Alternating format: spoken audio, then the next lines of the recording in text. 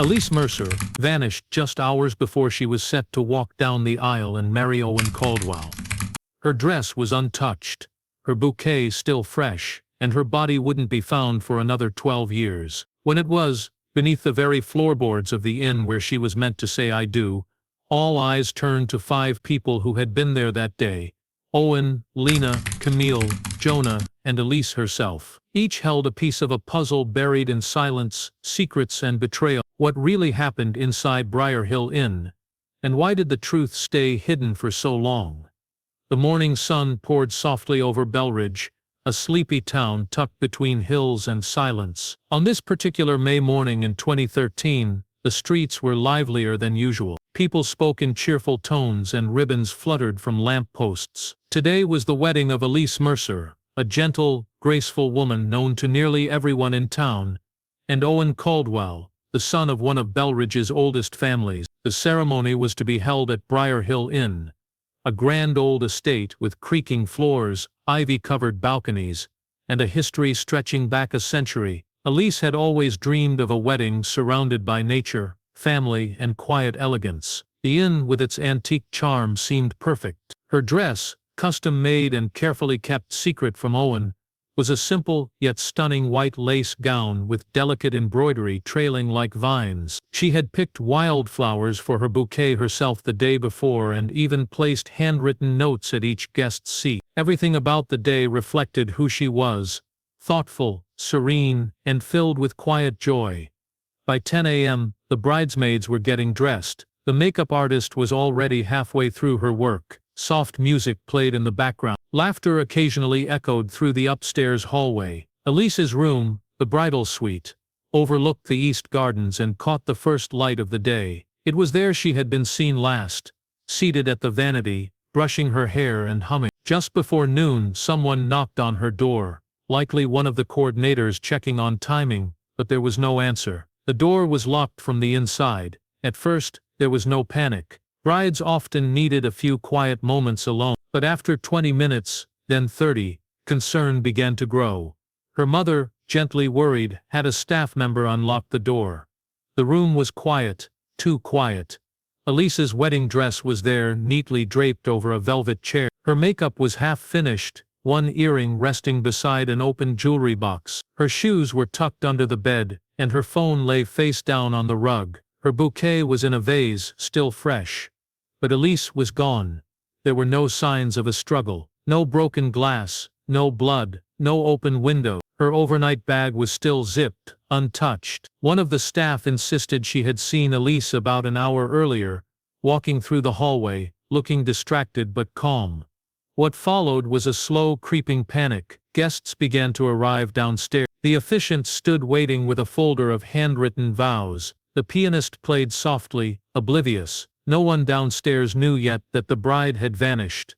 By 2 p.m., whispers had started. The ceremony was delayed, then quietly cancelled. People offered comforting smiles, assuming Elise had run away from the pressure. A few made awkward jokes about cold feet, but Lena Voss, Elise's closest friend since childhood, wasn't laughing. She knew Elise. They had spoken just the night before. Elise had been nervous, yes, but excited. She had told Lena she was ready to begin her life with Owen, despite their recent arguments. She wouldn't just walk away. As day turned to evening, police were called. A missing persons report was filed. Search dogs were brought in. The gardens, the surrounding woods, the nearby river trail, all scoured. Nothing. No footprints, no witnesses, no leads. 1 minute Elise had been there, preparing for the happiest moment of her life. The next, she was a ghost. By the end of the week, the headlines had shifted from local wedding postponed to bride mysteriously disappears on wedding day. The story spread beyond Belridge. Reporters came, theories grew. Had she fled? Was it a staged escape? Had someone taken her? But no ransom came, no note, no sightings. She had simply vanished, and for the next 12 years her name would haunt Belridge like a whisper no one could forget. In the days following Elise's disappearance, all eyes turned to the man who should have been her husband. Owen Caldwell stood at the center of the storm, calm, composed, and eerily controlled. To most, he was the picture of heartbreak, stunned, grieving, and cooperative. He answered questions, spoke to reporters, and stood beside Elise's parents during tearful press conferences. His tone was steady, his expressions convincing, but those who looked closer began to wonder if something wasn't quite right. Owen was Belridge royalty. The Caldwell family had owned the Briarhill Inn for generations. It wasn't just a wedding venue, it was a legacy. His great-grandfather had built the estate in the 1890s. His parents had restored it in the early 2000s. And when they passed away in a car crash 5 years before the wedding, Owen inherited everything. He was young, wealthy, and well-mannered. He had charm, knew how to speak in public, and had built a carefully polished image, but underneath, some said, was a temper, a possessiveness that Elise had once brushed off as intense love. The first week, Owen did everything expected. He joined search parties, offered a personal reward, and handed over security footage, though curiously, one camera near the bridal suite had malfunctioned that morning. He explained it away. Old wiring. Coincidence. Lena didn't buy it. She watched Owen closely, watching the way he controlled conversations, steered attention, and used grief like a shield. She remembered a conversation she'd had with Elise just 2 weeks before the wedding. Elise had seemed hesitant, not about marriage itself, but about Owen's behavior. There had been an argument, something about control, about wanting space, about Elise feeling suffocated. Now none of that could be proven. There were no bruises, no restraining orders, no formal complaint, just subtle signs, a missed lunch, an unanswered message, a shrinking circle of friends. Elise had started keeping to herself more. At the time, Lena thought she was just busy planning the wedding. In the following months, leads dried up. Police searched the inn from attic to basement, and found nothing unusual. Cadaver dogs caught a brief scent in the east hallway, but couldn't trace it. With no blood, no witness, no sign of a struggle, there was little to go on. Then just 8 weeks after the search was called off, Owen sold the inn. That raised more than a few eyebrows. He said it was too painful to live in a place filled with memories of Elise, but locals whispered that the inn had become a curse, that Owen wanted to get away before more questions were asked. He sold it to a quiet couple from out of town, packed his belongings, and moved 3 states away. No farewell, no closure. He didn't keep in touch with Elise's family. Despite suspicions, police found no evidence tying him to the disappearance. Without a body, no crime could be confirmed. Officially, Elise Mercer remained a missing person. Unofficially, Owen Caldwell became the man everyone quietly blamed. Years passed. The town moved on. New events filled the calendar. The inn reopened under new ownership. The story of Elise faded from the headlines, but Lena never forgot. She kept a box of Elise's belongings, photos, letters, an old sweater that still held her scent. She made notes, clipped articles, and revisited every detail, every call, every look Owen had ever given during those tense days after the wedding. And one thing never sat right, his calm. It wasn't sadness, it wasn't fear, it was something colder, something measured. As if he already knew Elise was never coming back. 12 years had passed since the day Elise Mercer vanished. Belridge had grown quieter, more indifferent. The inn had changed hands again, new families moved in, and Elise's name was rarely spoken aloud. But her disappearance had never truly left the minds of those who were there that day, especially not Lena Voss, who still carried the weight of those unanswered questions, like stones in her pockets. Then on an unremarkable Tuesday morning in 2020, Lena was scrolling through her laptop with a mug of coffee in hand, when she stumbled across a local article. It mentioned a photography exhibition at a small gallery outside Belridge, featuring forgotten works from regional artists. One name caught her eye immediately, Jonah. He had been the official photographer for Elise and Owen's wedding. Back then he was young and just starting out, hired through a family friend. He had disappeared from the area, not long after Elise vanished, shaken by the events and eager to distance himself. The article mentioned that Jonah had recently digitized his old archives, uploading high-resolution versions of past work for the first time in over a decade. On impulse, Lena tracked down the website, her hands trembling slightly as she clicked through the thumbnail. She wasn't sure what she was hoping to find, maybe one last image of Elise smiling, one moment preserved from a day that never truly happened. But what she found was far more disturbing. In one photo, Elise stood at the top of the staircase inside Briarhill Inn, half in shadow, her hands clasped tightly at her waist. She looked beautiful, but something in her expression stopped Lena cold. Her eyes weren't looking at the camera, they weren't focused on anyone in the room below. They were angled slightly upward, locked on something, or someone just beyond the frame. Jonah had captured the moment perfectly, but it was what sat in the background that sent a chill racing down Lena's spine. Behind Elise, at the far end of the upper hallway, a curtain hung loosely over a narrow window, and from behind that curtain, just visible in the sliver of space between fabric and wall, was a figure, not a shadow, a person, half a face, a shoulder, the outline of someone standing perfectly still, watching. The image hadn't been edited. The timestamp placed it at 11:07 a.m., less than an hour before Elise was discovered missing. The area of the hallway it showed had long been sealed off for renovations after the inn was sold. Back then it was part of the original East Wing, including the old bridal suite, and a set of unused storage rooms. Lena zoomed in again, her breath catching. The figure was impossible to identify clearly. The resolution wasn't strong enough to see details, but the posture was unmistakable. This wasn't a guest wandering the halls, it was someone hiding, watching Elise, waiting. Lena immediately contacted Rowan Fitch, a local detective who had recently taken over cold case files in the area. Rowan had a reputation for digging deeper than most, and had quietly reviewed Elise's case, out of personal curiosity. Now with the photo in hand, he had something tangible, something physical they could analyze.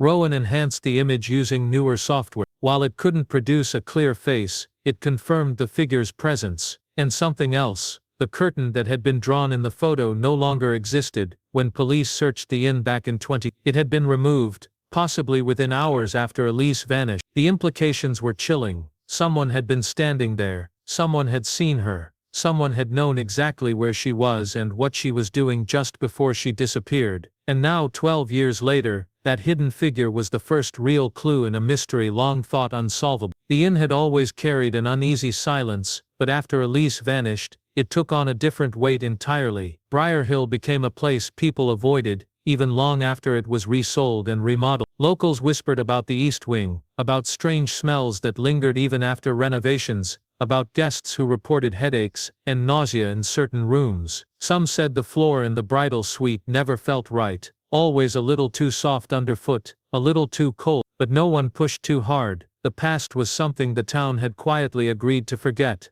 but Lena hadn't, and now with the discovery of the shadowy figure in Jonah Hale's photo, she and Detective Rowan Fitch had a reason to reopen the doors that had stayed closed for far too long. The current owners of the inn, a retired couple named Darla and Frank Weston, had no idea about the building's history when they bought it. They had never heard of Elise Mercer. They were unnerved by the old stories but curious enough to help. They gave Rowan and Lena full access to the property, and for the first time in years the East Wing was unlocked. Dust covered every surface. The hallway smelled of rot and stale wood. Floorboards creaked with every step. Lena's heart pounded as she entered the bridal suite for the first time since the day Elise vanished.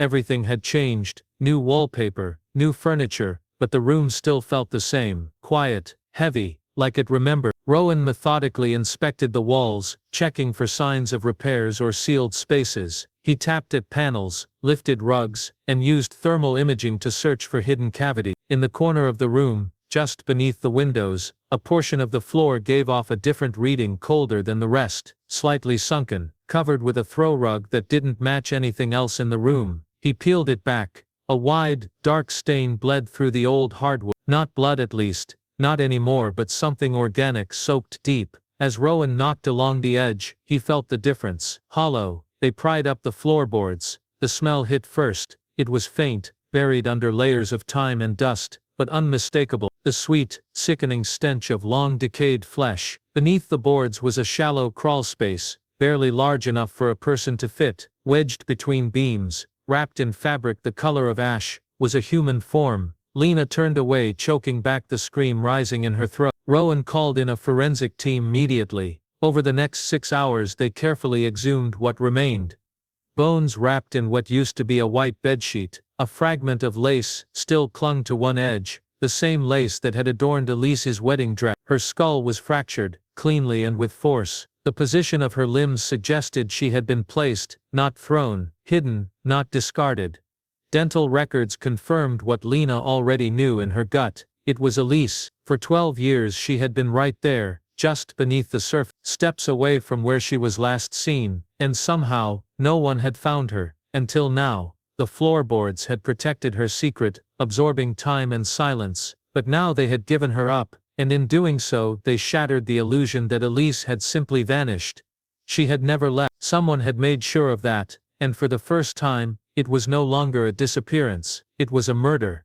The discovery of Elise Mercer's remains made headlines across the state. The story that had once been a tragic mystery was now a confirmed crime. For the people of Belridge, it reopened a wound they had long tried to bury. For Lena Voss, it confirmed what she had always believed: Elise had never run away. Someone had taken her life, and someone had buried her beneath the very place where she was supposed to begin a new one. With the body recovered and the cause of death identified, blunt force trauma to the skull, Detective Rowan Fitch began rebuilding the timeline from scratch. He pored over old guest lists, maintenance records, staff interviews and floor plans. There was one question that mattered more than any other now: who had access to the bridal suite that morning? The inn had been bustling in the hours before the ceremony, but the east wing, especially the upper hallway leading to the suite, had limited traffic. Only a handful of people had reason to be there. Elise herself, Lena as her maid of honor, a hairstylist, one housekeeper, and Owen Caldwell. There were no records of other staff being assigned to that section at the time, no delivery personnel, no unexpected guests, 5 names, and only one of them had everything to lose if the wedding didn't happen. Rowan went back through the photographs from that day, looking for anything missed. He compared guest movements across multiple shots, studied angles, examined timestamps. Then he found it, another image, taken just minutes before the one that had revealed the shadowy figure behind the curtain. This photo showed Camille Caldwell, Owen's cousin. She had always been quiet, background to the main event. She wasn't in the wedding party, but she had been helping with coordination. Back then Camille was known for her shy demeanor and loyalty to family. She had spoken briefly to police after Elise's disappearance, but provided no useful information. She had claimed to be in the garden when Elise went missing. No one had questioned her further, but the photograph placed her in the east hallway at 10:53 a.m., walking toward the bridal suite. She had lied. Rowan searched deeper. Camille had moved away from Belridge just months after the wedding, and had since vanished from public records. No social media, no digital presence, nothing. It took days of tracing utility bills, obscure job records, and a few lucky breaks, but eventually, they found her living under a new name in Oregon, in a rented house on the edge of a wooded town. She had married, changed her last name, and never looked back. Rowan traveled to confront her. When he arrived, Camille looked startled but not surprised. Her face had aged, but her eyes were the same. At first, she denied everything, but when Rowan showed her the photo, something broke. Her hands trembled. She asked for a moment alone. When she returned, she sat down slowly and spoke 5 quiet words. "I didn't want to lie." What she revealed was worse than Rowan had imagined. She had seen Owen and Elise arguing in the bridal suite. She had overheard Elise saying she was calling off the wedding. Camille had walked away but minutes later, returned to find the door ajar and Elise collapsed on the floor, unmoving. Owen, pale and shaking, told her it had been an accident. He said Elise had fallen during the argument. He begged her to help hide the body. Camille panicked. She had always looked up to Owen, trusted him. He said no one would believe it was accidental. She believed him. They wrapped Elise in a sheet and pulled up a section of the floorboards. The crawl space had been used decades earlier to store wine bottles. It was just deep enough, and then they buried the truth. Now after 12 years, Camille's secret had caught up to her. But even more chilling was what she said next. Owen never looked back, not once. Camille's confession brought a storm of motion to a case that had been still for over a decade. Detective Rowan Fitch recorded every word, every tremble in her voice, every pause heavy with guilt. She had kept the secret for 12 years, buried beneath fear, shame and loyalty twisted into silence. But now that it was out, the weight shifted. Rowan finally had a name, a motive, a sequence of events, and most importantly, someone who had been there. She didn't ask for immunity. She didn't try to justify what she'd done. She simply told the truth, as she remembered. Camille had returned to the east hallway just before the ceremony, hoping to check on Elise and perhaps ease the tension. Instead, she found the door to the bridal suite cracked open and silence inside. She peeked in and saw Owen kneeling beside Elise's motionless body. There was blood on her hairline, and a shattered mirror lay nearby. Camille stepped back, stunned.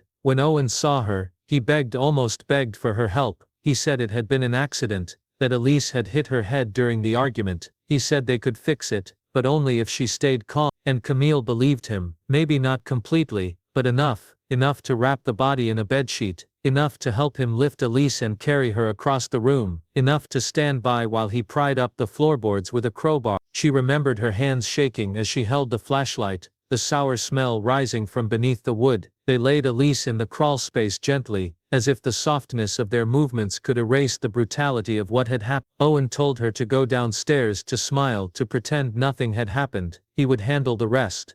By the time the search for Elise began later that day, they were both in place. Owen grieving publicly, Camille quiet in the background, afraid to speak and afraid not to. In the chaos of interviews and reporters, she told police she'd been outside tending to decorations. No one checked her story, and then she left, moved away, reinvented herself. For years, she tried to convince herself it had been a terrible accident, but the images never left her. The hollow thud of the crowbar, the dull sound of wood falling back into place, Owen's face still and blank as they buried Elise beneath the bridal suite. When Rowan asked why she was finally speaking now, Camille said, because Owen never paid for it. He walked away and lived his life. I buried her with him, and he left me to rot with it alone. Armed with Camille's testimony, Rowan secured a warrant for Owen Caldwell's arrest. Owen was living in a quiet suburb outside Richmond, under a new business name, running a private real estate firm. When the officers arrived at his home, he didn't resist, he didn't cry, he didn't even ask why. He simply opened the door, as if he had been expecting this moment all along. At the station, his demeanor never wavered. He denied murder, claimed Elise slipped, claimed panic drove his decision. But there was no remorse in his voice, only irritation that the secret had surfaced. The forensics supported Camille's story, but also revealed something more disturbing. The wound on Elise's skull didn't match the jagged edge of a broken mirror. It matched the rounded corner of a brass candle holder found in the crawl space near her body, placed there deliberately, as if someone had forgotten to remove it. This was no accident, it had been violence, swift and final. Camille had hidden the truth out of fear. Owen had hidden it out of calculation, and now, the silence they both helped create was unraveling, one floorboard at a time. The arrest of Owen Caldwell sent shockwaves through Belridge and beyond. For 12 years he had lived untouched, his reputation clean, his past buried as deeply as Elise Mercer's body. Now reporters camped outside the courthouse. True crime forums erupted with theories and timelines. Everyone wanted to understand how a man could smile through grief, shake hands with search party volunteers, and stand beside Elise's parents during tearful interviews, knowing all along where she was. The trial began 6 months after his arrest, under intense media scrutiny. Prosecutors painted Owen as a controlling, manipulative figure who viewed Elise not as a partner, but as property. Witnesses from Elise's inner circle were called to testify. Friends described subtle changes in her behavior leading up to the wedding, her growing isolation, the cancelled plans, the messages left unread. Lena Voss took the stand, her voice unwavering, and told the court about the final phone call she had with Elise. How Elise had said she needed space, that things didn't feel right anymore. But it was Camille's testimony that broke the case open. In painstaking detail she described the scene inside the bridal suite. The argument, the silence, the body, the burial. She admitted her part in hiding the truth, accepted the shame, and answered every question with the weight of someone finally free from their own prison. Her account was consistent, emotionally raw, and backed by forensic evidence. The defense tried to discredit her, claiming coercion, emotional instability, a desire to shift blame, but Camille never faltered. Her guilt made her credible. Her pain was real. The defense maintained Owen's version of the story, that Elise had fallen during an argument, struck her head, and died instantly. They claimed Owen had panicked, made irrational decisions, and involved Camille out of desperation. They tried to frame it as a tragic accident, not a calculated murder. But it was the forensic report that unraveled that narrative entirely. Experts testified that the wound on Elise's skull was not consistent with a fall. It was too focused, too clean. It suggested a single deliberate strike, one with enough force to cause immediate death. The murder weapon, a brass candle holder found near the body, bore a dent consistent with the injury. DNA analysis confirmed Elise's blood on its surface. There was no evidence of a struggle, no defensive wounds, no accidental chaos. Elise had been standing still when the blow was delivered. The prosecution called this what it was: rage. They argued that Owen had tried to convince Elise to go through with the wedding despite her doubt, and when she refused, when she threatened to walk away and leave him embarrassed in front of an entire town, he snapped. In that moment, they said, he didn't see a woman he loved. He saw an obstacle to control. The courtroom remained silent as the closing arguments were delivered. The jurors, a mix of locals and outsiders, listened with stony faces. The weight of 12 years rested on their shoulders. And when the verdict was finally read, it felt like time exhaled. Guilty. Owen Caldwell was sentenced to life in prison without parole. No outburst, no emotion, just the same cold, polished expression he had worn the day Elise disappeared. Outside, Lena stood quietly beneath a gray sky surrounded by reporters she ignored. In her hands she held a small locket Elise had once given her, inside a photo of the two of them, smiling on a hill years before the wedding was ever planned. Justice had come slowly, but it had come, not in dramatic confessions or grand gestures, but in photos that captured what eyes had missed, in one woman's refusal to forget, in the floorboards that had remembered what everyone else tried to erase, and in the truth that had waited, buried, for 12 long years. The story of Elise Mercer's death might have ended with a verdict, but its shadow lingered far beyond the courtroom. For the people of Belridge, the truth was harder to digest than the mystery ever was. It wasn't a stranger or a drifter or some fleeting evil that had taken Elise. It was someone who'd grown up among them, someone many had trusted, even admired. Owen Caldwell had smiled, grieved, and gripped shaking hands, all while knowing her body lay just a few feet beneath the floorboards of his family's cherished estate. The inn was shuttered within weeks of the trial. The new owners, horrified by what had been uncovered within their walls, refused to stay another night. The bridal suite remained untouched, the floor still partially torn up from where the body had been recovered. Local authorities placed warning tape across the east wing, and eventually, the entire property was condemned. Nature crept in through the broken windows. Ivy smothered the porch railings. The once beautiful Briar Hill Inn was now a monument to silence and decay. But for Lena Voss, the end of the trial was only the beginning of something else. She couldn't let Elise become just another name in the list of true crime statistics. Elise had been her friend, her confidant, her mirror. She remembered Elise's soft laugh, the way she always picked wildflowers instead of store-bought bouquets, how she believed in forgiveness even when others didn't deserve it. That kind of goodness deserved more than a courtroom closure. It deserved a legacy. With the help of community members and quiet donations from people who had followed the case from afar, Lena founded the Floorboards Remember Foundation, an organization dedicated to advocating for women in controlling relationships and helping re-examine cold missing person cases that had been prematurely dismissed. The name was a tribute not just to Elise, but to the truth that had been literally hidden beneath people's feet for over a decade. Camille Caldwell entered witness protection shortly after the trial. Though she had been granted partial immunity in exchange for her testimony, the public response was mixed. Some saw her as a coward who had waited too long. Others, like Lena, recognized the complexity of fear and the power Owen had held over everyone close to him. Camille's final words to Rowan before disappearing into her new life were quiet but telling. "I hope she haunts him. I hope she never lets him sleep." Owen Caldwell remained emotionless through every day of his sentencing. Prison did not strip him of his pride, but it did strip him of his freedom. Alone in a cell far from the rolling hills of Belridge, Owen would never again walk freely on the land he once ruled. No family name, no reputation, no legacy could save him now. He had built his life on lies and silence, and eventually, the floor had given out beneath him. Jonah Hale, the photographer whose long-forgotten photo had sparked the final unraveling, was invited to speak at the foundation's opening event. He brought with him the original image, the photo of Elise on the stairs, eyes locked on someone behind the curtain. It was framed, but not as a memory of tragedy. It was framed as proof that the truth is always there, waiting, if you know where to look. Elise Mercer was finally laid to rest in Belridge Cemetery, next to the town's willow trees. The ceremony was quiet, no cameras, just wild flowers. The same kind she used to pick.